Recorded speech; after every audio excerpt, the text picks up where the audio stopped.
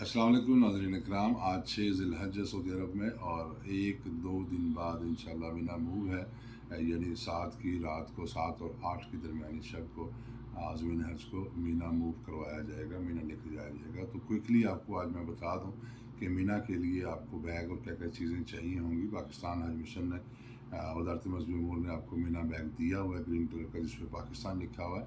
Quickly आपको बता दूँ उसमें क्या क्या चीज़ें होंगी। तो मैं अपना बैग पैक कर रहा था तो मुझे ख्याल आया कि इसकी वीडियो बना लें।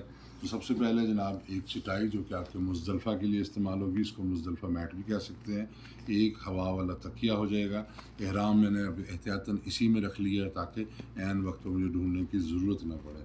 इसके अलावा मैंने रोज़मर्रा इस्तेमाल का एक जोड़ा रखा हुआ है, क्योंकि मैं ट्राउज़र में शर्ट में ज़्यादा ईजी हूँ, उसको इस्त्री भी नहीं करना पड़ता। तो ये मैं रखूँगा अपने साथ। और खुश्क खुराक काफ़ी सारी मौजूद है, ये चने वगैरह है, रेज़र है, इसके अलावा पावर बैंक और चार्जर और केबल्स हैं इनकी।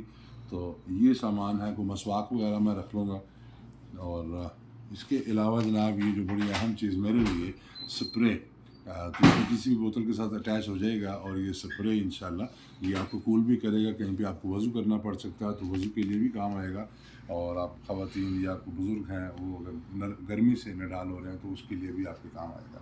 तो ये छोटा बैग है जो कि आपके लिए ज़रूरी। याद रखिए कि बड़ा बैग मीना के अंदर या जमरात के अंदर लेके भी नहीं जाना देते। तो एक एहराम का जोड़ा यानी 2 चादरें हैं, तो अज़ाफ़ी मुझे कोई ज़रूरत नहीं। अच्छा, एक और चीज़ अगर ये दिखा सकें फवाद भाई, ये मैंने जनाब लेदर की जो हज सैंडल है ये रखी हुई है अपने साथ। इसके अलावा एक हवाई चप्पल लाइट वेट होती है वो रख लूँगा वाशरूम वगैरह के लिए, वो शॉपर में डाल के इसमें रख लेंगे।